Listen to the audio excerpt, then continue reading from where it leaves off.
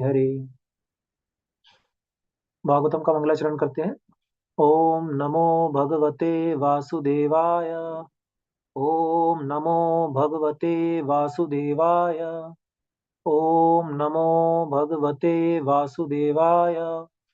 नारायणं नमस्कृत्य नरं चैव नरोत्तमं देवीं सरस्वतीं व्यासं ततो जयम् उदीरयेत्। नष्टप्रायेषु अभद्रेषु नित्यं भागवत सेवया भगवती उत्तमश्लोके भक्तिर्भवति नैष्ठिकी। मूकं करोति वाचालं पङ्गुं लङ्घयते गिरिं यत्कृपातमहं वन्दे परमानन्दमाधवम्। कृष्णाय वासुदेवाय देवकीनन्दनाय च नंदगोपकुमाराय गोविंदाय नमो नमः। हरे कृष्णा। सभी का आज की कक्षा में स्वागत है। आज हम कैंटो 1 चैप्टर 10 श्लोक नंबर 25 से आगे पढ़ना स्टार्ट करेंगे। और जो भक्त हमेशा की तरह रीड करना चाहते हैं वो प्लीज हैंड रेज कर सकते हैं। मैं स्क्रीन शेयर करता हूँ।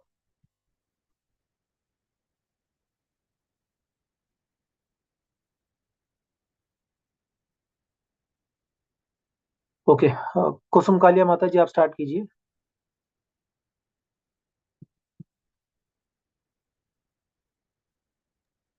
माता जी म्यूट है अभी भी। हरे कृष्ण प्रभु जी। हरे कृष्णा माता जी। हाँ। यदा हि धर्मेन तमोधिय नृपा जीवन्ति तत्रेषि सत्वता किल धत्ते भगम सत्यमृतम दयाम यशो भवाय रूपाणि दधत युगे युगे।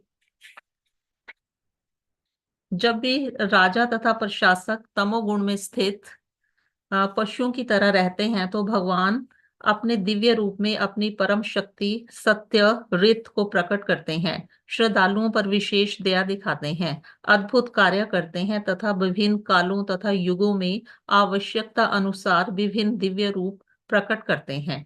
तात्पर्य, जैसा कि ऊपर कहा गया है कि दृश्य जगत परमेश्वर की संपत्ति है, ये श्री ईश उपनिषद का मूल सिद्धांत है। प्रत्येक वस्तु परमेश्वर की संपत्ति है, अतएव किसी को उनकी संपत्ति हड़पनी नहीं चाहिए। उन्होंने कृपा पूर्वक जो कुछ दिया है उसे स्वीकार करना चाहिए। अतएव ये पृथ्वी या कोई भी अन्य ग्रह या ब्रह्मांड एकमात्र श्री भगवान की संपत्ति है। सारे जीव निश्चय ही उनके अंश या संतानें हैं और इस प्रकार उनमें से हर एक को अपना नियत कार्य करने हेतु उनकी दया पर जीने का अधिकार है।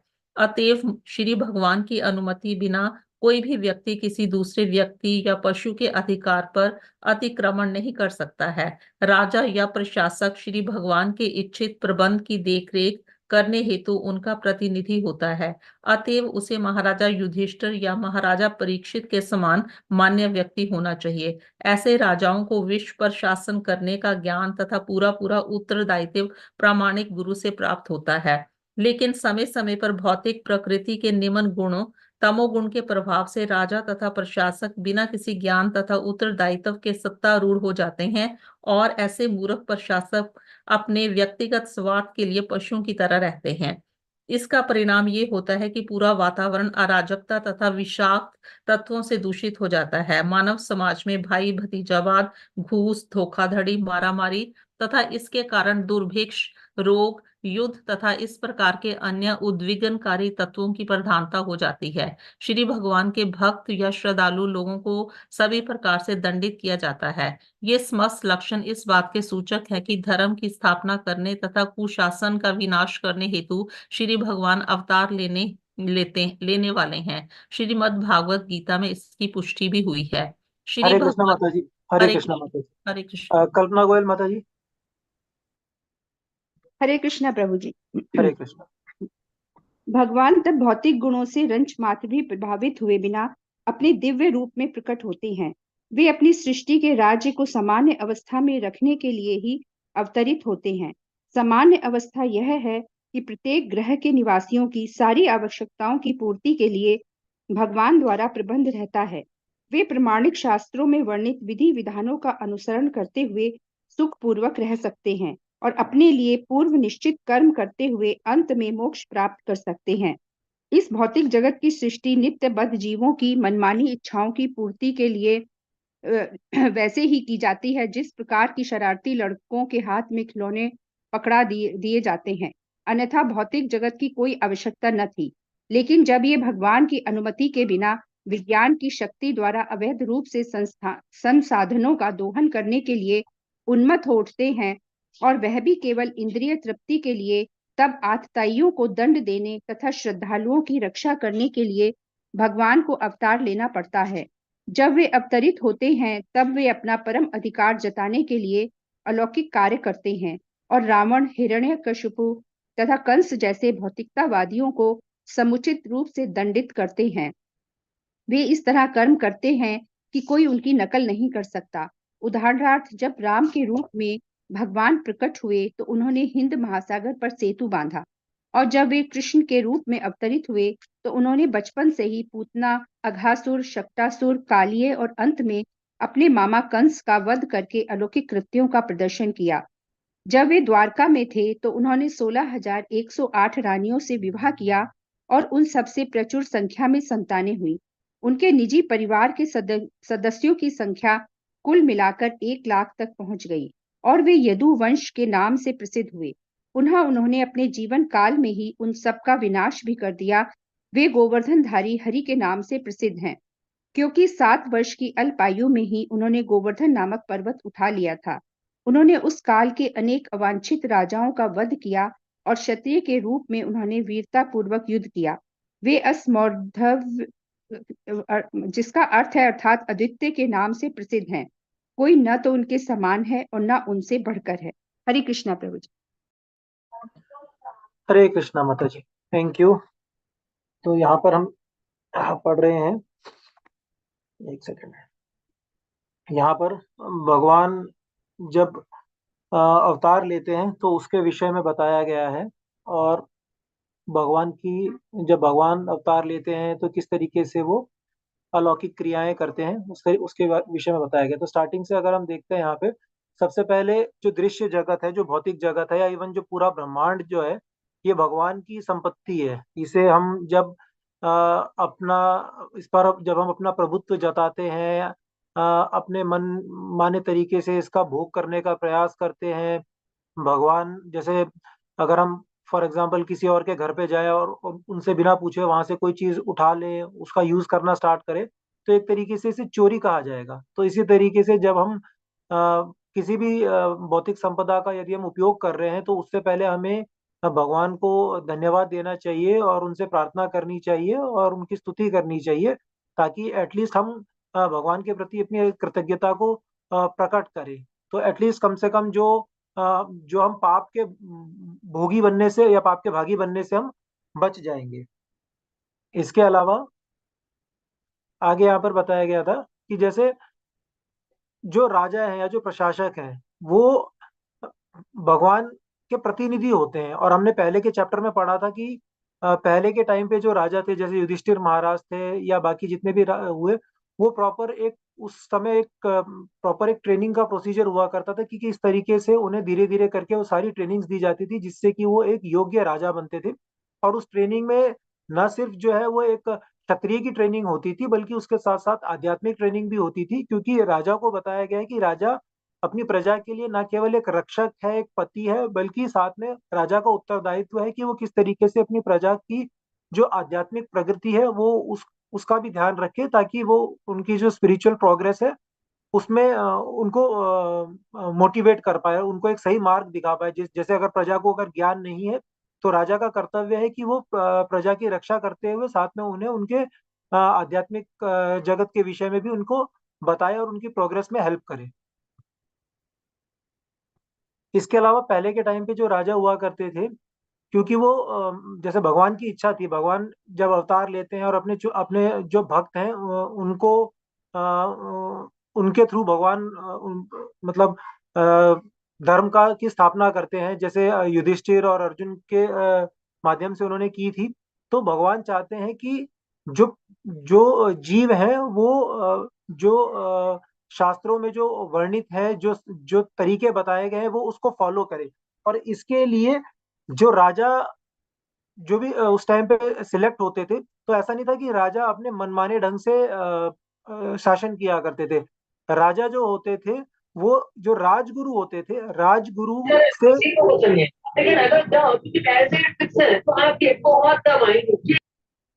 जो राजा जो होते थे वो राजगुरु से परामर्श लेकर उनसे सही गलत का संज्ञान लेके और जो भी धर्म के अनुसार जो शास्त्रों में जो वर्णित है उसके अनुसार शासन करने का प्रयास करते थे। ऐसा नहीं था जैसे आज के टाइम पे बताया जाता है कि अब आज की डेट में जो गवर्नमेंट का जो भी लीडर है, जो भी समाज में जो भी लीडर की या एक पर्टिकुलर पोजीशन तक पहुंचता है, उसके लिए कोई पर्टिकुलर क्वालिफिकेशन, कोई पर्टिकुलर ट्रेनिंग, ऐसा कोई व्यवस्था आज की डेट में उपलब्ध नहीं है। तो आज की डेट में क्या है, कोई भी उस पद तक पहुंच सकता है और उस पद तक पहुंचने के बाद क्योंकि उसकी कोई प्रॉपर ट्रेनिंग नहीं है, उसका कोई ज्ञान नहीं है कि किस किस तरीके से प्रजा का शासन किया जाना चाहिए, तो वो अपने मनमाने ढंग से प्रजा का शासन करते हैं और उसमें उनका जो पहली इंटेंट होती है वो किसी तरीके से अपना भोग करने की इंटेंट होती है। तो इसीलिए पहले के समय में बताया जाता था कि जब राजा शासन करते थे तो वो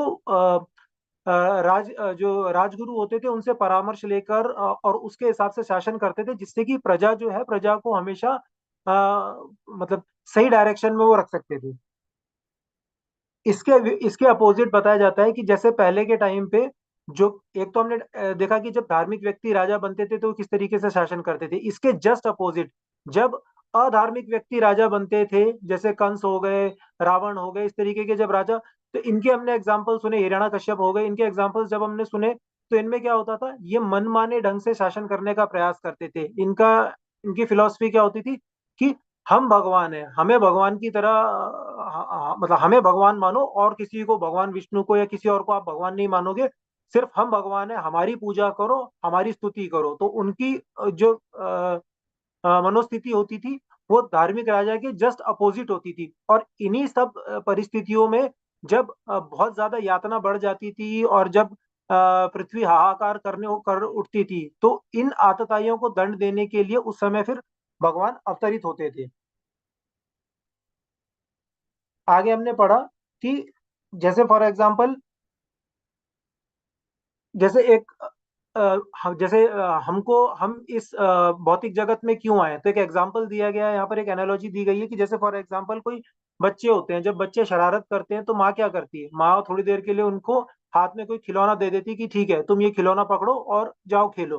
तो इसी तरीके से जैसे हमने जिद करी, हमने शरारत करी, तो हमारे लिए ये पृथ्वी रूपी एक खिलौना बना दिया गया कि ठीक है, आपको जब तक भोग करने की इच्छा है, जब तक आप मतलब आपकी जिद है, तो आप जाइए और यहाँ पर आपको जो करना है आप कीजिए।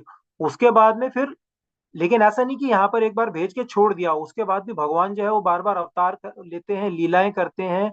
उन्होंने हमें शास्त्र दिए हैं, वो अपने प्रामाणिक प्रतिनिधियों को बार बार इस दुखालय पे भेजते रहते हैं भक्तों का उद्धार करने के लिए या जीवों का उद्धार करने के लिए। तो बार बार प्रयास करते हैं कि किसी तरीके से ये जो मुझसे बिछड़ कर और जिनका पतन हो गया वो किस तरह मेरे पास में वापिस आ सके। तो बताया जाता है कि हम उतने मतलब हमारे अंदर उतनी तीव्र इच्छा नहीं है भगवान आपके धाम या अपने घर वापस जाने की, जितनी तीव्र इच्छा भगवान के अंदर है हमें वापस बुलाने की। इसलिए वो हमेशा इस तरीके के कुछ ना कुछ कृपा करते रहते हैं कि जिससे भक्तों को कहीं ना कहीं से किसी लीला या किसी प्रामाणिक गुरु या किसी किसी पार्षद के माध्यम से किसी भी तरीके से उन पे अहेतु की, हम पे अहेतु की कृपा होती रहे और हम किसी तरीके से प्रोत्साहित होते रहे भगवान के धाम में वापस जाने के लिए।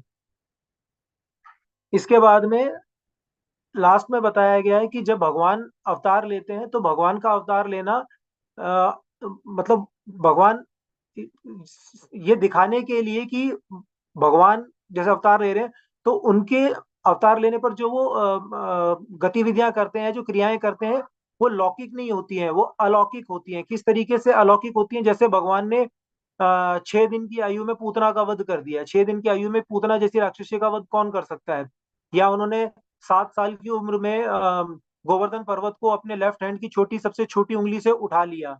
या जैसे उन्होंने 16,108 रानियों के साथ में एक ही समय में सबको एक महल बना के दिया और सबके साथ एक ही समय में उन्होंने वास किया। या और भी कितने ही अन्य राक्षसों का यहाँ पर उदाहरण है, जिन राक्षसों का उन्होंने बहुत अपनी बाल्य अवस्था में वध कर दिया। तो भगवान जब अवतार लेते हैं तो वो ये साथ में प्रदर्शित भी करते हैं, क्योंकि भगवान का परम अधिकार है, तो साथ में प्रदर्शित करते हैं। और इस प्रदर्शन के लिए वो अपनी अलौकिक लीलाएं करते रहते हैं, जिससे कि सामान्य जन जो है उनको समझ में आता है कि ये परम भगवान है। लेकिन जो भगवान से ईर्ष्या करते हैं, जो भगवान के अस्तित्व को मानने से इनकार करते हैं, जैसे कंस था, जैसे रावण था, तो इन सब लीलाओं को भी वो नकार देते हैं, और वो इसे कोई चमत्कार या इस टाइप की चीज मानकर, और वो भगवान के प्रति अपना द्वेष बनाए रखते हैं। हालांकि हमने ये भी पढ़ा है कि ये सब एक लीला का पार्ट है, लेकिन उस लीला के अंतर्गत भी हमने ये पढ़ा कि वो किस तरीके से भगवान के प्रति अपना द्वेष बनाए रखते हैं, और अंत में फिर उनका मतलब जो अंत होता है, जिस तरीके से भगवान उनका वध करते हैं। तो ये हमने इस श्लोक में पढ़ा। बाकी अगर कोई ऐड करना चाहे तो। हरे कृष्णा प्रभु। हरे कृष्णा प्रभु जी। यहाँ जो अर्थ दिया है शुरुआत में ही, यहाँ स्पष्ट प्रभुपाद जी ने जो किया है कि जब भी राजा तथा प्रशासक तमोगुण में स्थित पशुओं की तरह रहते हैं, तो श्री भगवान अपने दिव्य रूप में अपनी परम शक्ति सत्य रित को प्रकट करते हैं और श्रद्धालुओं पर विशेष दया दिखाते हैं।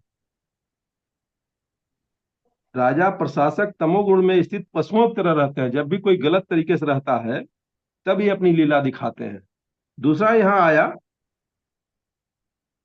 वे प्रमाणिक शास्त्रों में वर्णित विधि विधानों का अनुसरण करते हुए सुख पूर्वक रह सकते हैं और अंत में मोक्ष प्राप्त करने के लिए अपनी वैधानिक वृत्तियों को संपन्न कर सकते हैं। इस भौतिक जगत की सृष्टि नित्यबद्ध जीवों की मनमानी इच्छाओं की पूर्ति के लिए वैसे ही की जाती है जिस प्रकार शरारती लड़कों के हाथ में खिलौना पकड़ा दिया जाता है, अन्यथा भौतिक जगत की कोई आवश्यकता नहीं थी। बार बार जो एक प्रश्न आता है कि हमारा जन्म क्यों हुआ, तो ये हमारी इच्छाओं के कारण हुआ। यह स्पष्ट यहाँ एक दो चीजों में किया गया, मुझे एक एक्स्ट्रा लगा। हरे कृष्णा प्रभु। यस प्रभु जी, थैंक यू, इम्पोर्टेंट पॉइंट्स हैं। हरे ओके, कृष्ण प्रभु जी। यस माता जी, हरे कृष्णा। प्रभु जी, एक लास्ट में लाइन है, पुनः उन्होंने अपने जीवन काल में ही उन सब का विनाश भी कर दिया। मीन्स कि यस, यदुवंश के नाम से कैसे नाश किया प्रभु जी, ये मेरे को पता ही नहीं है। ये माता जी जैसे 16,108 रानियों से जितनी संतानें उत्पन्न हुई, और आगे जैसे वो वंश बढ़ता गया तो संख्या लाखों तक पहुंच गई थी। हाँ तो जी। भगवान ने फिर क्योंकि जब उनका वापस मतलब उनका लीला यहाँ पर समाप्त हुई और उनका वापस जाने का समय हुआ, तो उसी समय भगवान ने फिर पूरे वंश का, जैसे वो हमने सुना था, हमने पढ़ा है, किसका, गांधारी का शायद श्राप था। तो उसके फलस्वरूप जैसे वो द्वारका का विनाश हुआ और वो जलमग्न हो गई, तो उसके साथ साथ ही पूरी की पूरे यदुवंश का भी समाप्त हो गया। तो एक तरीके से वो, हम उसको श्राप की तरह देखते हैं, लेकिन वो एक्चुअल में क्या था, जैसे भगवान अपनी लीला समाप्त करके वापस जा रहे थे, तो हम्म, भगवान की लीला में जो उनके जो रिश्तेदार बनते हैं, जो उनके मित्र बनते हैं, जो भी साथ में आते हैं, वो भी भगवान के नित्य पार्षद होते हैं। तो उन सब को भी भगवान अपने साथ फिर वापस लेके जाते हैं जब उनकी लीला समाप्त होने का समय आता है।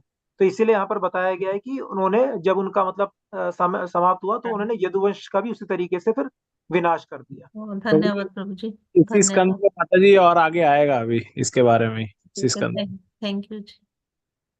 ओके, आगे बढ़ते हैं।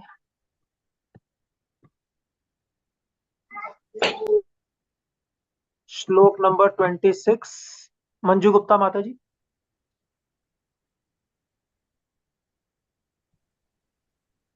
अहो अलम ऋग्धाध्य तम यदो कुले महो अलम पुण्य तम मधुर्वनम यदेश पुंसा मृषभ श्रियपति स्वजन्मना चक्रमणेन चांचति।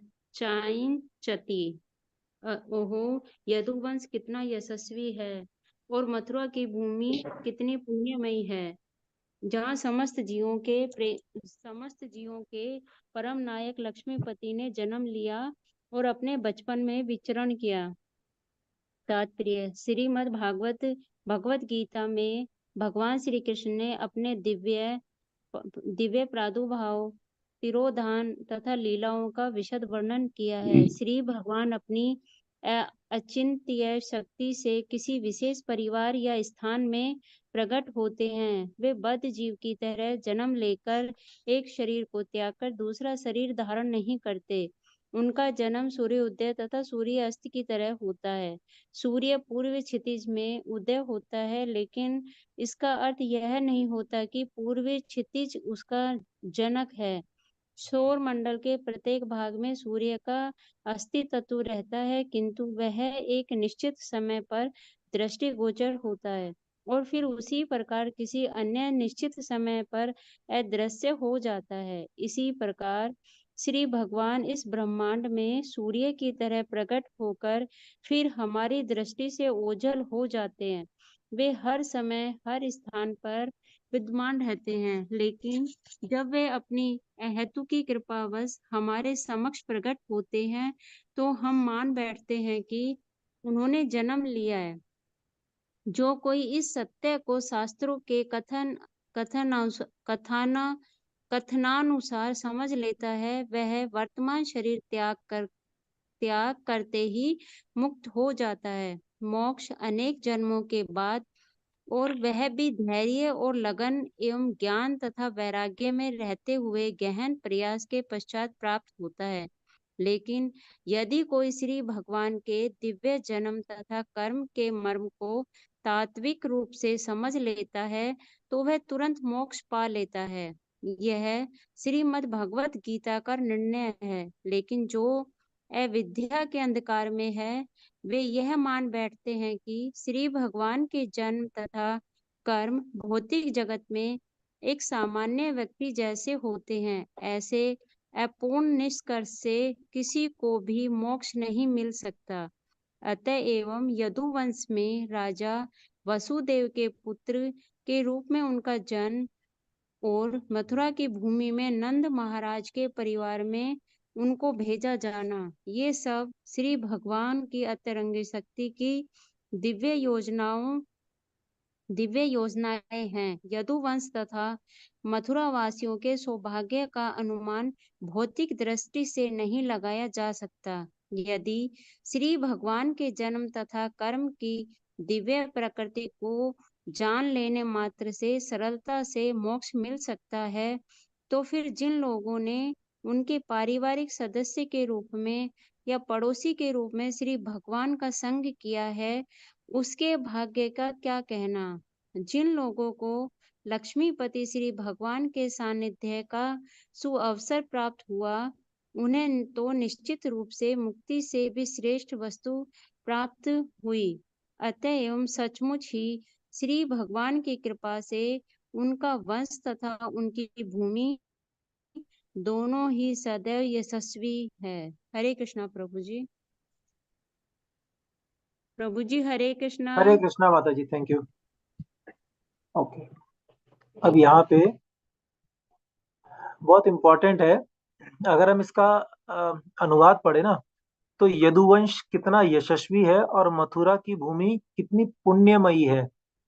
ऐसा बताया जाता है शास्त्रों के अनुसार कि पूरी पृथ्वी पे भारत खंड जो है वो सर्वश्रेष्ठ है।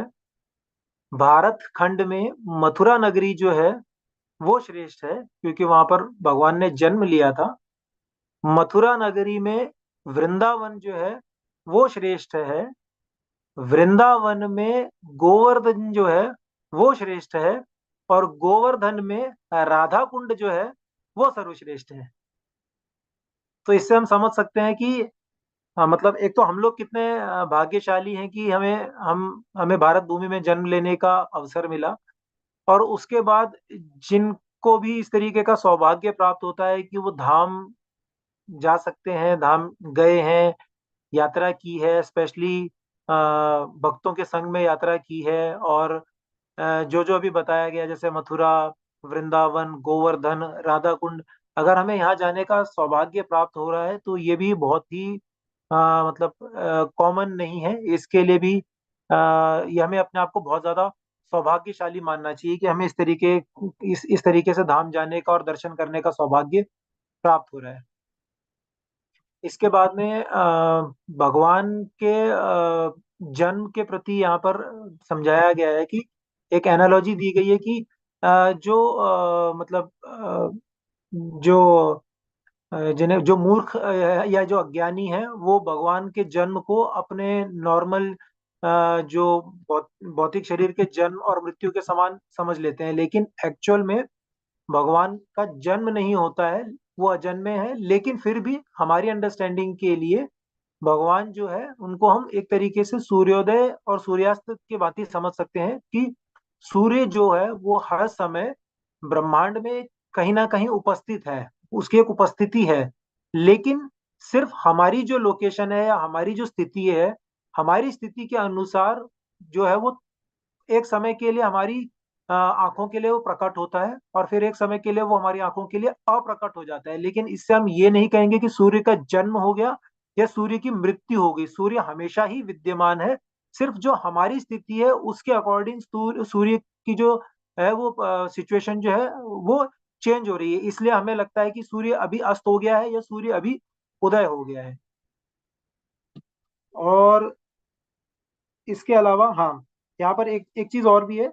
जैसे भगवान अपनी इच्छा से मतलब अवतार लेते हैं, तो हम जब हम शरीर त्याग करते हैं तो शरीर त्याग करने के बाद हमारा कोई कंट्रोल नहीं होता है कि आगे हम कहाँ जन्म लेंगे और कौन सी योनि में जन्म लेंगे। लेकिन भगवान के साथ में ऐसा नहीं, भगवान खुद से डिसाइड करते हैं, खुद से चूज करते हैं कि उन्हें कब, कहाँ, किन परिस्थितियों में जन्म लेना है। ये भगवान की इच्छा पे निर्भर करता है, हमारी तरह नहीं है। भगवान अपनी इच्छा से डिसाइड करते हैं कि उन्हें कब, कहाँ, कैसे, किन परिस्थितियों में जन्म लेना है, अवतार लेना है।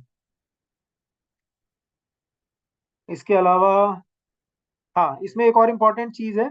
जैसे लास्ट में एक यहाँ पे आया था कि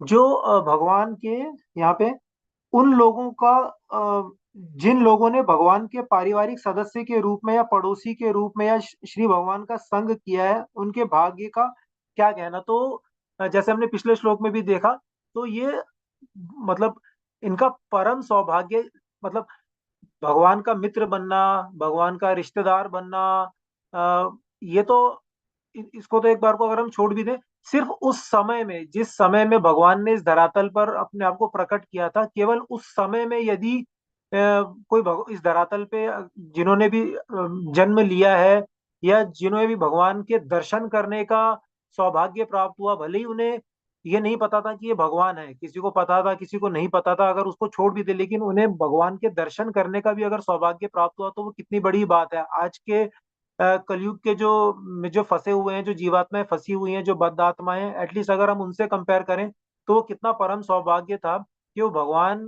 के समय में, उस समय वो धरातल पे खुद मौजूद थे और उन्हें भगवान के दर्शन, संग प्राप्त हुआ वो तो ठीक है, लेकिन अगर संग नहीं भी प्राप्त हुआ, सिर्फ दर्शन भी प्राप्त हुए, भगवान की वाणी भी सुनने को मिल गई, तो भी वो अपने आप में एक परम सौभाग्य था।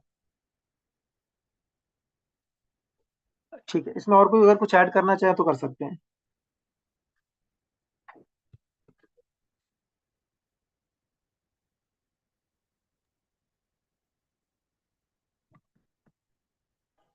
ओके, आगे बढ़ते हैं। मंजू द्विवेदी माता जी। हरे कृष्णा प्रभु जी। हरे कृष्णा।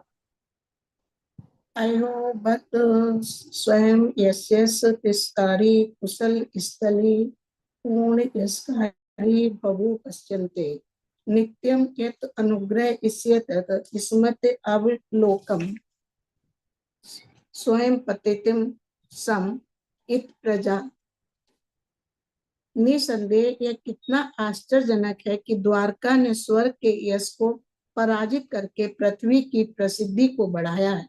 द्वारका के निवासी समस्त जीवों के आत्मा श्री भगवान श्री कृष्ण का उनके प्रिय स्वरूप में सदैव दर्शन करते हैं। श्री भगवान उन पर दृष्टिपात करते हैं और अपनी मुस्कान भरी चितवन से उन्हें कृतार्थ करते हैं। तात्पर्य, स्वर्ग लोकों में इंद्र, चंद्र, वरुण तथा वायु जैसे देवता निवास करते हैं और पूर्ण आत्माएं पृथ्वी पर अनेक पूर्ण कर्म करने के पश्चात वहां पहुंचते हैं।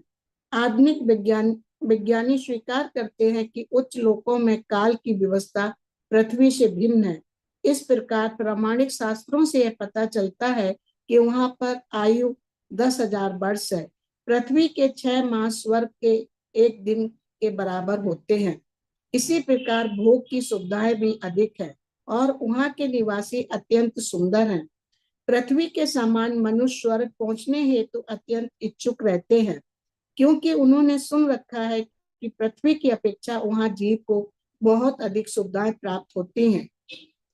अब वे अंतरिक्ष यान द्वारा चंद्रमा पर पहुंचने का प्रयास कर रहे हैं। इन सब बातों पर विचार करते हुए पृथ्वी की अपेक्षा स्वर्ग अधिक प्रसिद्ध है, लेकिन द्वारका के कारण पृथ्वी की प्रसिद्धि ने स्वर्ग लोकों को पीछे छोड़ दिया है, क्योंकि यहाँ भगवान श्री कृष्ण ने राजा के रूप में राज किया। इस पृथ्वी के 3 स्थान वृंदावन, मथुरा तथा द्वारका ब्रह्मांड के प्रसिद्ध लोकों से कई अधिक महत्वपूर्ण हैं। ये तीनों स्थान इसलिए निरंतर पवित्र हैं, क्योंकि जब भी श्री भगवान अवतरित होते हैं तब वे विशेषकर इन 3 स्थानों में अपनी दिव्य लीलाओं का प्रदर्शन करते हैं। ये श्री भगवान के नित्य पवित्र स्थल हैं और आज भी श्री भगवान के यहाँ दृष्ट गोचर न होने पर भी भक्तगण इस पवित्र स्थानों का लाभ उठाते हैं। भगवान सभी जीवों के आत्मा हैं और वे चाहते हैं कि सभी जीव अपने स्वरूप में रहकर उनके सानिध्य में दिव्य जीवन में भाग लेते रहें। उनका आकर्षक रूप तथा उनकी मधुर मुस्कान प्रत्येक के हृदय में घर करने वाली है और एक बार ऐसा हो जाने पर जीव श्री भगवान के धाम में प्रवेश पा जाता है, जहां से कोई भी लौटता नहीं है। इनकी पुष्टि श्रीमद् भगवत गीता में हुई है। भले ही स्वर्ग के ग्रह भौतिक भोग की अच्छी सुविधाएं देने हो अत्यंत प्रसिद्ध क्यों ना हो, लेकिन श्रीमद् भगवत गीता 9.2021 में हम जान पाते हैं कि जो ही संचित पूर्ण क्षीण हो जाते हैं तो ही त्यों ही मनुष्य को पृथ्वी पर पुनः आना पड़ता है। द्वारका स्वर्ग लोक से इसलिए अधिक महत्वपूर्ण है क्योंकि जिस किसी को भी श्री भगवान की स्मृति चितवन की प्राप्त हुई है, उसे इस सड़ी गली पृथ्वी पर फिर से नहीं आना पड़ता, जिसे श्री भगवान ने भी दुख का स्थान बताया है। न केवल ये पृथ्वी अपितु ब्रह्मांड के सारे लोग दुख के स्थान हैं, क्योंकि ब्रह्मांड के किसी भी लोक में ना तो शाश्वत जीवन है, ना शाश्वत आनंद और ना शाश्वत ज्ञान है। जो व्यक्ति श्री भगवान की भक्ति में सेवा में लीन रहता है, उसके लिए उपयुक्त तीनों स्थान द्वारका, मथुरा या वृंदावन में से किसी एक में रहने की संस्तुति की जाती है। चूंकि इन तीनों स्थानों में भक्ति का प्रवर्धन होता है, अतः जो लोग शास्त्रों की बताई विधि से नियमों का पालन करने हेतु वहां आते जाते हैं, उन्हें वैसा ही फल मिलता है जैसा भगवान श्री कृष्ण ने उपस्थित रहने पर मिलता था। उनका धाम तथा स्वयं वे अभिन्न है और आज भी कोई शुद्ध भक्त किसी अन्य अनुभवी भक्त के निर्देशन में सारे फल प्राप्त कर सकता है। हरे कृष्णा। हरे कृष्णा। ओके, तो यहाँ पर इस श्लोक में एक तरीके से अगर हम देखें ना तो स्वर्ग लोक के साथ में पृथ्वी के जो धाम है, जहाँ भगवान ने जन्म लिया या जहाँ भगवान ने वास किया या जहाँ भगवान ने लीलाएं की हैं, एक तरीके से उसका कंपैरिजन भी हम समझ सकते हैं कि किस तरीके से, हालांकि हम स्वर्ग लोकों को बहुत ही उच्च मानते हैं और स्वर्ग लोक प्राप्ति की इच्छा रहती है। इनफैक्ट भक्ति में आने से पहले तो ऐसी अंडरस्टैंडिंग रहती है कि जो सबसे हाईएस्ट लोक है वो स्वर्ग लोक ही है, उससे ऊपर भी कोई लोक है ऐसे ये तो शायद पता भी नहीं होता है। लेकिन यहाँ पर कितने अच्छे से समझाया गया है कि स्वर्ग लोक की कंपैरिजन में पृथ्वी पर जो 3 बताए गए हैं, द्वारका, वृंदावन और मथुरा, द्वारका, वृंदावन, मथुरा तथा द्वारका, ये उससे भी कहीं अधिक श्रेष्ठ है। अभी हम इसको एक बार समझेंगे। उससे पहले अगर हम इसको देखते हैं तो यहाँ पर हमने क्या पढ़ा।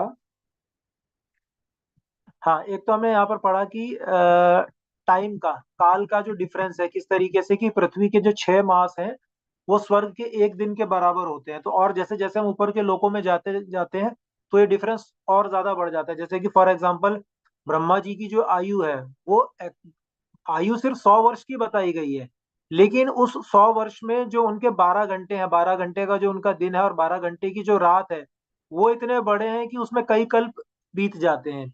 इसी तरीके से एक और राजा थे, मुझे भी उनका नाम याद नहीं आ रहा है। तो जैसे कभी पहले के टाइम पे ऐसा होता था कि जब राक्षस जो है वो स्वर्ग के या बाकी लोगों पे आक्रमण करते थे, तो देवता सहायता के लिए जो है वो पृथ्वी में जो शक्तिशाली राजा होते थे वो उनसे भी सहायता मांगा करते थे। तो एक समय ऐसा जब आक्रमण हुआ तो स्वर्ग के देवताओं ने पृथ्वी के राजा से हेल्प मांगी। तो वो जब उनकी हेल्प करने के लिए गए और वहां पर युद्ध करते करते इतना टाइम बीत गया, इतने युग बीत गए कि जब वो वापस लौटे तो सब कुछ चेंज हो चुका था। मतलब वो उनका राज्य, उनका परिवार कुछ भी नहीं था। वो सब क्योंकि टाइम ऊपर ऊपर शायद 1 साल या 2 साल या 10 साल या ऐसा कुछ टाइम बीता, लेकिन नीचे पृथ्वी पे तो कई कई हजारों साल बीत गए इस तरीके से। अब जो मुचुकुंद थे, मुचुकुंद हाँ, थैंक यू प्रभु। जो मुझे भगवान की रण छोड़ जो लीला है भगवान की, उस कथा में आते हैं वो ओके। काल यवन का जब भगवान वध करना चाहते हैं तो मुचुकुंद उस समय देवताओं से वरदान मांगते हैं। जब उन्हें देखता है कि पृथ्वी पे तो कुछ बचा ही नहीं है, मेरा लोक, वो राजा हाँ थे, तो हाँ भगवान देवताओं से आशीर्वाद लेते हैं कि मेरे को बहुत गहरी नींद में सोना है और मुझे ऐसा आशीर्वाद दो कि मुझे जो उठाए वो मेरे को देख, मैं उसको देखूं और बच ना जाए। तो भगवान वो आशीर्वाद की पूर्ति के लिए और काल यवन को सजा देने के लिए भगवान और युद्ध जब कर रहे होते हैं तो भागते हैं वहां से। तो काल यवन पीछे पीछे रहता है और भगवान भागते भागते उस गुफा में घुस जाते हैं और अपनी अपनी जो वो होती है उनकी, क्या बोलते हैं, पटकन, वो उसके ऊपर रख देते हैं। तो वो है, तो वो कथा उससे पीताम्बर। हाँ लीला जी। करके, हाँ जी प्रभु। ओके, थैंक यू प्रभु। और इसके साथ में आगे हमने पढ़ा कि जैसे अगर यहाँ पर धाम के विषय में बताया गया, जैसे यहाँ तो वृंदावन, मथुरा, द्वारका के विषय में बताया गया है, लेकिन इसके अलावा भी हमें पता है कि भगवान के और बहुत सारे धाम हैं जहाँ पर हम जाकर मतलब धाम दर्शन का जो सौभाग्य है वो प्राप्त कर सकते हैं। लेकिन साथ में हमें इस चीज का ध्यान रखना चाहिए कि हमें धाम जो है वो भक्तों के संग में जाना चाहिए, हमें अकेले नहीं जाना चाहिए। क्योंकि जो भक्त हैं, स्पेशली जो काफी समय से जो भक्ति में लीन है और जो हमसे ज्यादा एलिवेटेड हैं, जिनकी चेतना का लेवल हमसे ज्यादा शुद्ध है, उनके साथ में धाम यात्रा करने से क्या होता है कि हम अ, धाम का भौतिक दर्शन, क्योंकि अकेले हम जाएंगे तो हम धाम का सिर्फ भौतिक दर्शन करके वापस आ जाएंगे, लेकिन हम भक्तों की एसोसिएशन में जाते हैं तो हमें आध्यात्मिक दर्शन प्राप्त होते हैं। वो हमें धाम को उनकी नजरों से हमें दिखाते हैं, वो हमें एक्सप्लेन करते हैं धाम के बारे में, भगवान की लीलाओं के बारे में, उनके भाव, क्योंकि उनके भाव हमसे कहीं ज्यादा शुद्ध होते हैं। तो जब वो अपने भावों से लीलाओं का वर्णन करते हैं तो उसमें जो हमें जो धाम के प्रति जो हमारा दर्शन होता है वो एक अलग लेवल पे होता है। और साथ में क्या होता है, अकेले जाने से, क्योंकि हमें अभी प्रॉपरली नहीं पता, हम उतने क्वालिफाइड नहीं है कि धाम का एक्चुअल में दर्शन कैसे करना चाहिए और स्पेशली क्या नहीं करना चाहिए। तो कभी कभी क्या होता है ना, अज्ञान की वजह से अपराध भी हो जाते हैं। तो उस अपराध से बचने के लिए और धाम का एक्चुअल में आध्यात्मिक दर्शन करने के लिए हमें हमेशा भक्तों की एसोसिएशन में जाना चाहिए। इसके अलावा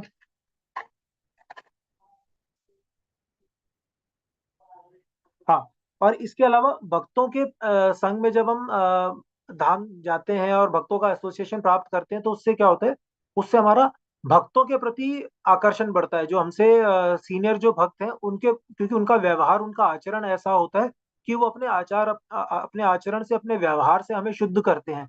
तो हमारा हमारा हमारा जब चित्त जब शुद्ध होता है तो उससे हमें जो जो शुद्ध भक्त है उनके प्रति हमारा आकर्षण बढ़ता है। और जब शुद्ध भक्तों के प्रति हमारा आकर्षण बढ़ता है, जब हमारे अंदर उनका एसोसिएशन पाने के लिए इच्छा जागृत होती है, तो उस शुद्धि से हमें भगवान के प्रति भी हमारा आकर्षण बढ़ता है। हम चाहें कि हम सिर्फ भगवान के प्रति अपना आकर्षण डेवलप कर लें और भगवान के भक्तों के प्रति अपना आकर्षण डेवलप ना करें, तो ऐसा नहीं हो सकता।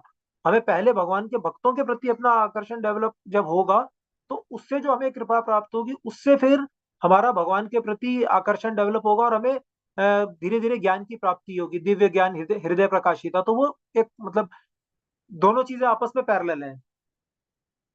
इसके अलावा जैसे जो भक्त हैं, जैसे यहाँ पर स्वर्ग का और पृथ्वी के जो धाम है, इनका एक तरीके से थोड़ा सा एक छोटा कंपैरिजन टाइप बताया गया है।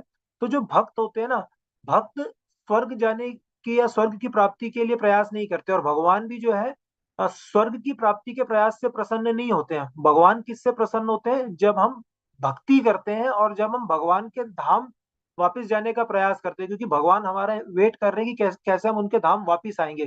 तो भगवान भी इस चीज से में कोई प्रसन्नता नहीं लेते हैं कि कोई स्वर्ग में या किसी और फिजिकल लोक में, भौतिक जगत में जाने का कोई प्रयास कर रहा है, क्योंकि अल्टीमेटली क्या होगा, जो देवी देवता है वो खुद इसका इंतजार करते हैं कि कब उन्हें भारत में इन धामों के आसपास कहीं पर उन्हें जन्म प्राप्ति हो और वो शुद्ध भक्तों का सानिध्य प्राप्त करें, और फिर वो किस तरीके से अपनी भक्ति करके और वापस भगवान के धाम जा सके। तो अल्टीमेटली हमें भी वही प्रयास करना है कि हमें भक्ति में, हमें शुद्ध भक्तों के संग में रहकर भक्ति में प्रोग्रेस करना है, जिससे कि हम भगवान के धाम वापस जाएं, और हमारे इस प्रयास को देखकर भगवान प्रसन्न होते हैं। इसके अलावा हाँ, इसमें इतना ही है। इसमें भगवत गीता के 2 श्लोकों का वर्णन दिया गया है, 9.20 और 9.21। यदि कोई भक्त अगर शेयर करना चाहते हैं कि कौन से 2 श्लोक हैं तो वो शेयर कर सकते हैं। मुझे दो श्लोक अभी याद नहीं है।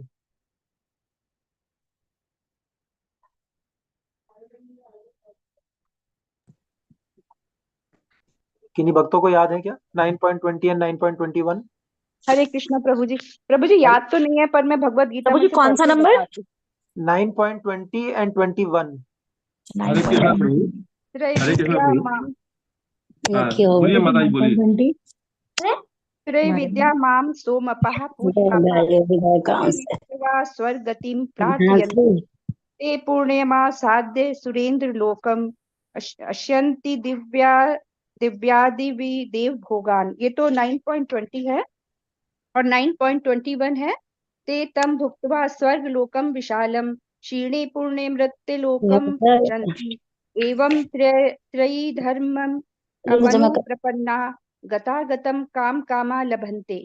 ये 9.21। माता जी, अगर आपके पास इनका हरे अनुवाद है कृष्णा। तो क्विकली अगर वो हरे रीड कर कृष्णा सकें। प्रभु। यस हरे प्रभु। कृष्णा। इसका अर्थ है 20 का, जो वेदों का अध्ययन करते तथा सोमरस का पान करते हैं, वे स्वर्ग की प्राप्ति गवेषणा करते हुए अप्रत्यक्ष रूप से मेरी पूजा करते हैं। वे पाप कर्मों से शुद्ध होकर इन पवित्र स्वर्गिक धाम में जन्म लेते हैं, जहां वे देवताओं का सा आनंद भोगते हैं। 21 का अर्थ है, इस प्रकार जब वे उपासक विस्तृत स्वर्गिक इंद्रिय सुख भोग लेते हैं और उनके पुण्य कर्मों के फल क्षीण हो जाते हैं, तो वे इस मृत्यु लोक में पुनः लौट आते हैं। इस प्रकार जो तीनों वेदों के सिद्धांतों में दृढ़ रहकर इंद्रिय सुख की गवेषणा करते हैं, उन्हें जन्म मृत्यु का चक्र ही मिल पाता है। हरे कृष्णा प्रभु। Thank you. तो जो अभी इसका हमने तात्पर्य पढ़ लें। नहीं प्रभु जी, सफिशिएंट है। आई थिंक जो अभी हमने इस श्लोक में पढ़ा, तो वही यहाँ पर हमें भगवत गीता के इन दोनों श्लोकों से भी मिलता है कि स्वर्ग की प्राप्ति की इच्छा करते हुए जो कर्म किए जाते हैं, उस जो पुण्य कर्म किए जाते हैं, उससे स्वर्ग की प्राप्ति तो हो जाती है, लेकिन वहां पर भी भोग ही होता है। और उसके बाद में फिर जब वो स्पिरिचुअल क्रेडिट्स या जो स्वीकृति है, जब वो समाप्त होती है, जैसे हमने एग्जांपल लिया था कि जब हम होटल में जाते हैं तो हमारे पास में जेब में जितने पैसे हैं या कार्ड में जितना बैलेंस है, जब तक वो है तब तक हम वहां स्टे कर सकते हैं, और जब वो खत्म हो जाता है तो हमें वापस वहां से जाना पड़ता है। तो सिमिलरली यहाँ पर भी वही है कि जब तक हमारे जो पुण्य कर्म है वो जितने टाइम तक के लिए है, तब तक हमें स्वर्ग लोगों का रहने का अवसर मिलता है, और उसके बाद जब वो समाप्त हो जाते हैं तो फिर वहां से वापस धरती लोक पे आना पड़ता है। ओके, आगे बढ़ते हैं। हरे कृष्णा प्रभु जी। यस माता जी, हरे कृष्णा। हाँ, एक क्वेरी थी प्रभु जी, जैसा कि आपने पहले अभी बताया कि और भी धाम है, लेकिन जो मैन धाम मायापुर भी है जहाँ महाचैतन्य प्रभु जी आए, तो उसका कुछ उल्लेख नहीं है। उसके बारे में थोड़ा 1-2 पॉइंट अगर बताएंगे तो अच्छा लगेगा।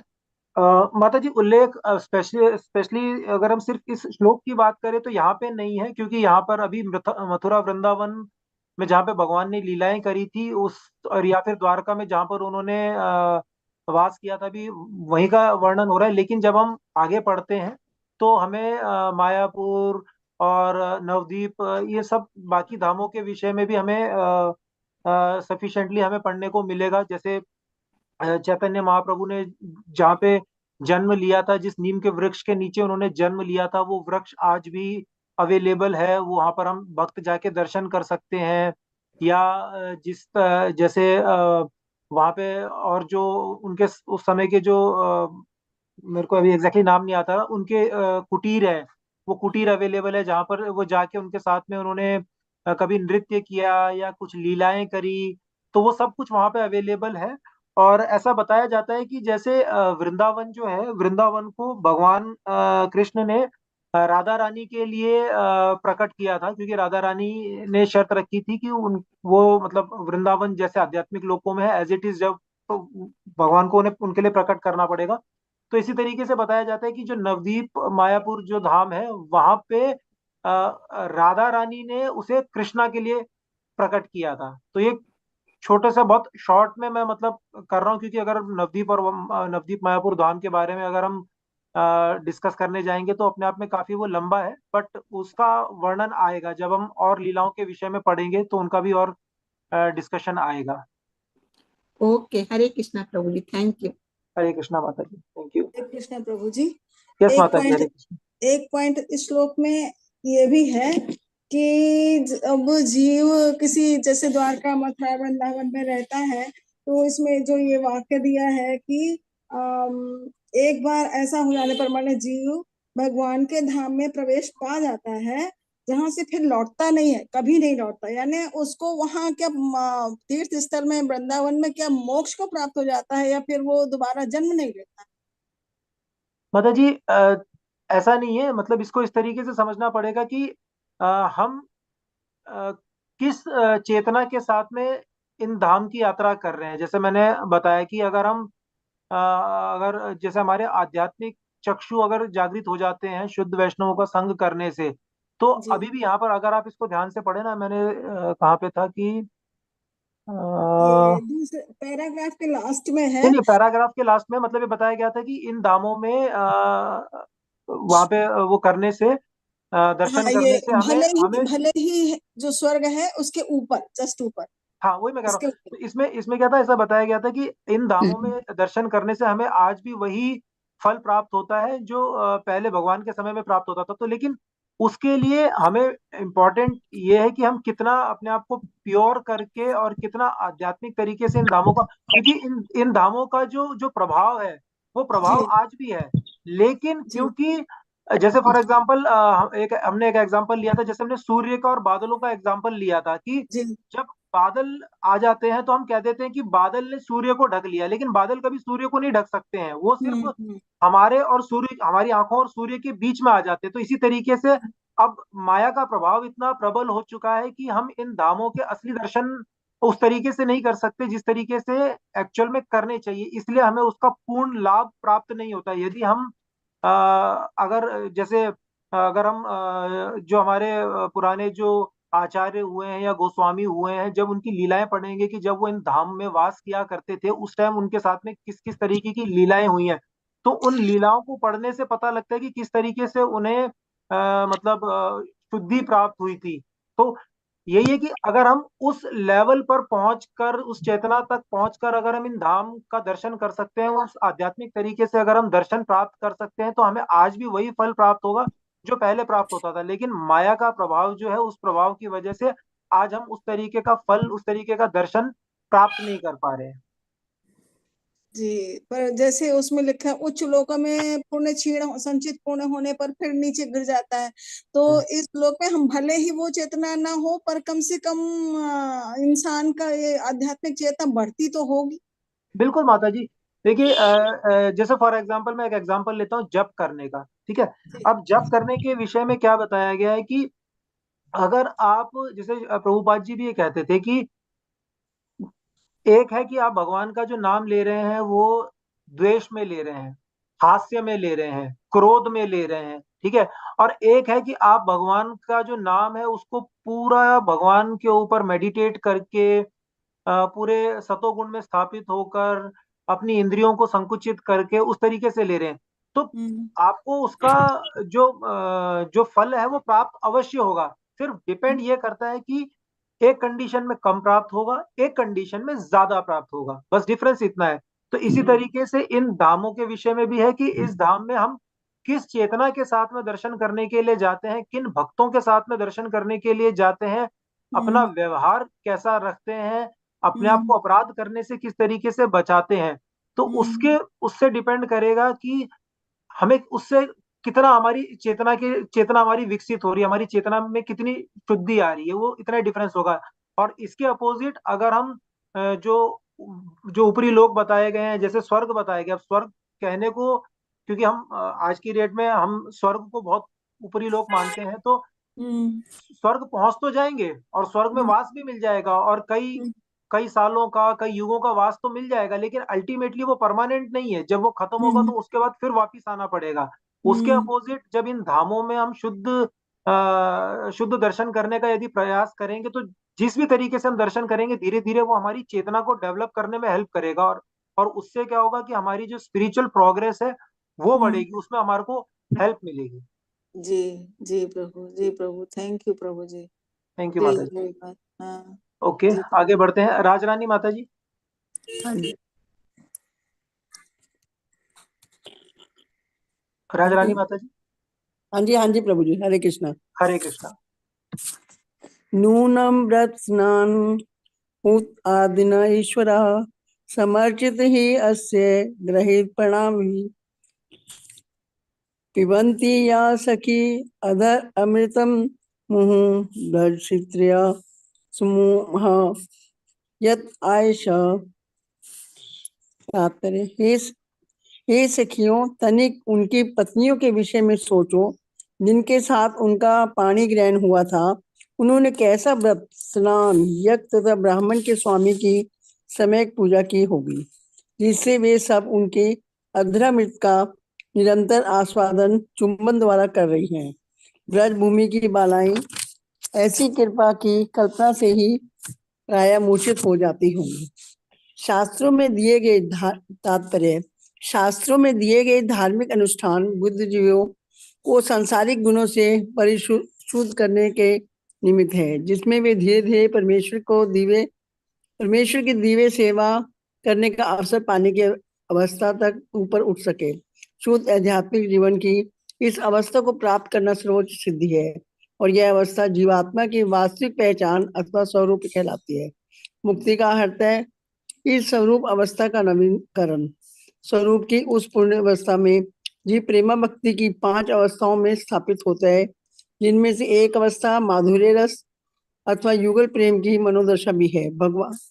श्री भगवान सदैव अपने में पूर्ण होते हैं, अतएव उन्हें अपने लिए किसी प्रकार की लालसा नहीं रहती, किंतु अपने भक्त के प्रगाढ़ प्रेम की मूर्ति के लिए वे स्वामी, सखा, पुत्र या पति बनते रहते हैं। यहाँ पर माधुर्य रस के 2 प्रकार के भक्तों का उल्लेख हुआ है, एक है सबकीय तथा दूसरा है परकीय। दोनों ही संबंध भगवान कृष्ण के साथ माधुर्य रस के होते हैं। द्वारका की रानियां सविकिया थी, अर्थात वे विधिवत रूप से ब्याही हुई थी, लेकिन ब्रज की बालाएं उनकी तब की तरुण मित्र थी जब वे अनब्याही थी। भगवान 16 वर्ष की उम्र तक वृंदावन में रहे और पास पड़ोस की लड़कियों के साथ उनका मैत्री भाव परकीय था। इन बालिकाओं तथा रानियों को शास्त्रोक्त व्रत, स्नान तथा अग्नि यज्ञ द्वारा कठिन तपस्याएं करनी पड़ी, लेकिन ये सब अनुष्ठान अपने आप में परिपूर्ण नहीं है। न काम कर्म और ज्ञान का अनुशीलन या योग की सिद्धि ही अपने में पूर्ण है। ये सब स्वरूप की सर्वोच्च अवस्था को प्राप्त करने के निमित्त है, भगवान की वैधानिक दिव्य सेवा करने के लिए है। प्रत्येक व्यक्ति को इन 5 अवस्थाओं में से किसी एक से भगवान से संबंध स्थापित करना होता है और शुद्ध आध्यात्मिक स्वरूप होने पर यह संबंध किसी सांसारिक आकर्षण के बिना प्रकट होता है। उनकी पत्नियां द्वारा या श्री भगवान को प्रेमी रूप में चाहने वाली तरुणी गोपियों द्वारा श्री कृष्ण का चुंबन लेना कोई बिल्कुल संसारी गुण नहीं है। यदि ऐसा ही होता हो तो सुखदेव जैसे मुक्तात्मा ने उनका आस्वाद करने का कष्ट न उठाया होता। ना ही श्री भगवान श्री चैतन्य महाप्रभु गृहस्थ जीवन त्याग करने के पश्चात इन विषयों के प्रति आकृष्ट हुए होते। यह अवस्था कई जन्मों तक तपस्या करने के बाद प्राप्त होती है। हरे कृष्णा।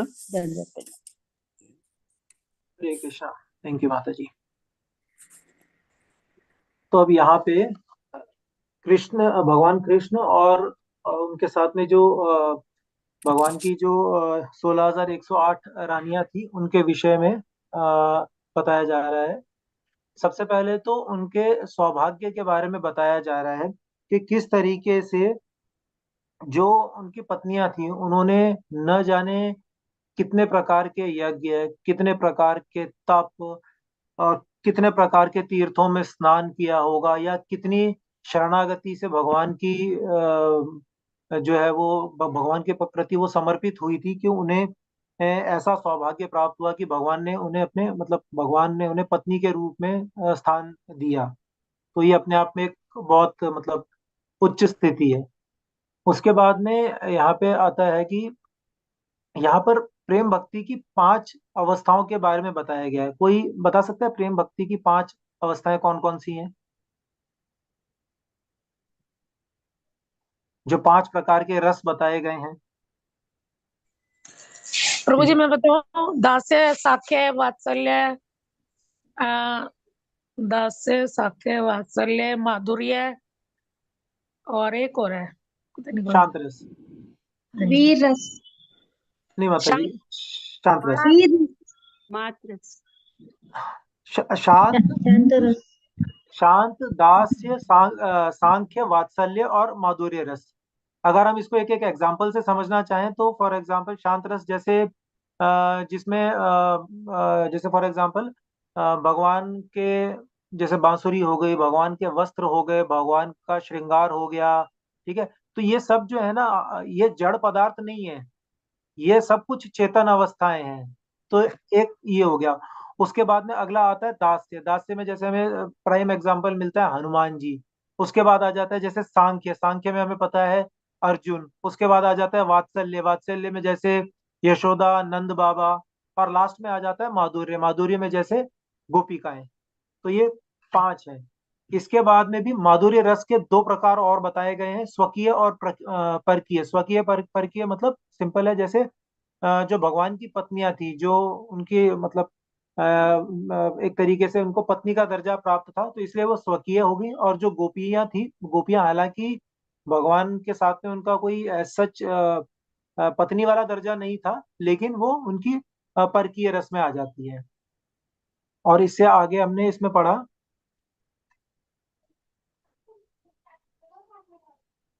हाँ, इन 5 अवस्थाओं में से किसी भी एक अवस्था में भगवान के प्रति अपने संबंध को स्थापित करना पड़ता है। जैसे कि एक हमने एग्जाम्पल लिया, फॉर एग्जाम्पल क्या कहते हैं, माधुर्य रस का अगर हम एग्जाम्पल लेते हैं तो माधुर्य रस में जब बार बार ये वर्णन आता है कि जो भगवान की जो 16,108 रानियां थी, इसको बहुत गलत कई अलग अलग तरीकों से इसको इंटरप्रेट किया जाता है।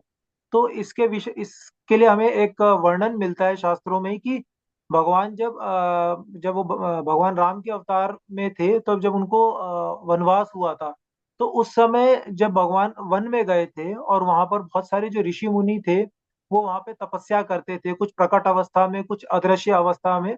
तो भगवान को देखकर, क्योंकि भगवान इतने सुंदर, इतने आकर्षक, इतने मनोहारी होते हैं कि भगवान को देखकर जो ऋषि मुनि जो थे उनका भगवान के प्रति माधुर्य रस प्रकट हुआ। अब ऐसा समझा जाएगा कि वो तो ऋषि मुनि थे, या वो मतलब पुरुष अवस्था में थे, तो उनका भगवान के प्रति माधुर्य रस क्यों प्रकट हुआ। लेकिन हमने पढ़ा है कि केवल भगवान जो है वो पुरुष स्थिति में है, बाकी जितने भी जीव हैं वो स्त्री अवस्था में आते हैं, क्योंकि भगवान एकमात्र भोक्ता है।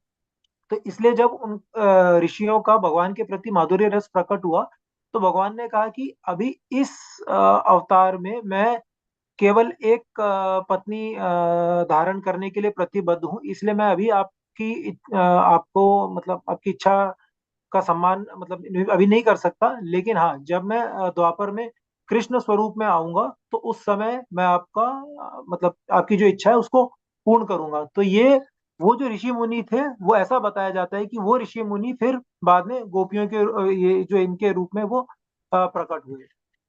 इसके अलावा गोपियों के रूप में प्रकट हुए, सॉरी, रानियों के रूप में नहीं, गोपियों के रूप में प्रकट हुए। और रानियों के विषय में बताया जाता है कि जो एक राक्षस था, उसका क्या नाम था, भौमासुर ऐसा करके राक्षस था, जिसने कि इनका अपहरण किया था, इन 16,108 स्त्रियों का भोग की उससे। लेकिन आसाम में कोई ऐसी जगह बताई जाती है जो आज भी है, जहां पर इनको रखा था। तो भगवान ने, जब इन्होंने प्रार्थना की, तो भगवान ने इनको मतलब इनकी रक्षा करी। और क्योंकि पहले के समय में ऐसा था कि उस समय समाज ने इन स्त्रियों का त्याग कर दिया था, क्योंकि एक राक्षस ने इनका अपहरण कर लिया था। तो उस समय जो समाज था, उसने उस समाज के हिसाब से इन स्त्रियों का एक तरीके से त्याग हो गया था। तो भगवान ने इन्हें शरण दी, स्वीकार किया, पत्नी का दर्जा दिया, इन्हें प्रॉपर पत्नी की तरह 16,108 महलों में इन्हें रहने का स्थान दिया और सबके साथ एक साथ वास किया। उसके बाद में एक और जिसमें स्टार्टिंग में इम्पोर्टेंट लाइन आई थी, वो समझना जरूरी है, जो यहाँ पर बताया गया है कि उनकी पत्नियों द्वारा या भगवान को प्रेमी रूप में चाहने वाली तरुण गोपियों द्वारा कृष्ण का चुंबन लेना कोई विकृत सांसारिक गुण नहीं है। तो ये समझना इम्पोर्टेंट है कि ये यहाँ पे भौतिक शरीर में जिस तरीके से संबंध होता है, ये उस प्रकार के संबंध के विषय में बात नहीं हो रही है। ये आत्मा और परमात्मा के संबंध के विषय में बात हो रही है। तो ये सारी चीजें जो है वो आध्यात्मिक स्तर पे हो रही हैं। इसे अगर हम सांसारिक स्तर पे या भौतिक स्तर पे, शरीर के स्तर पर अगर देखने का प्रयास करेंगे, तो हम कंप्लीटली अर्थ का अनर्थ कर देंगे। इसलिए हमें इसको आध्यात्मिक स्तर पे देखना चाहिए। और उसे कैसे हम समझ सकते हैं कि जैसे सुखदेव जैसे मुक्त आत्मा जो थे, वो इसका आस्वादन नहीं करते अगर ये शारीरिक स्तर पे होती, या चैतन्य महाप्रभु जो थे, वो गृहस्थ जीवन का त्याग करके इन विषयों के प्रति ना तो आकृष्ट होते, ना इसका प्रचार करते, ना वो कृष्ण भावनामृत का प्रचार करते। तो हमें समझना चाहिए कि ये सारी जो चीजें हैं, ये फिजिकल लेवल पे नहीं है, ये सारी की सारी स्पिरिचुअल प्लेटफॉर्म पे है। तो इसी के साथ में ये श्लोक कंप्लीट होता है। अब यदि कोई भक्त ऐड करना चाहते हैं तो ऐड कर सकते हैं।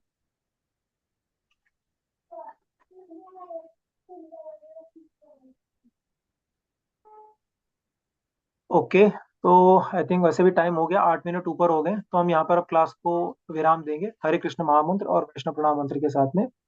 हरे कृष्णा कृष्णा कृष्णा हरे हरे, हरे राम राम राम हरे हरे। वाञ्छा कल्पतरुभ्यश्च कृपा सिंधु भयवच पतितानां पावनेभ्यो वैष्णवेभ्यो नमो नमः। अनंत कोटि वैष्णव वृंद की जय, श्रीला प्रभुपाद की जय, श्री श्री राधा माधव की जय, गुरु गौरांग की जय। सभी भक्तों का धन्यवाद, सभी को हरे कृष्णा, दंडवत प्रणाम।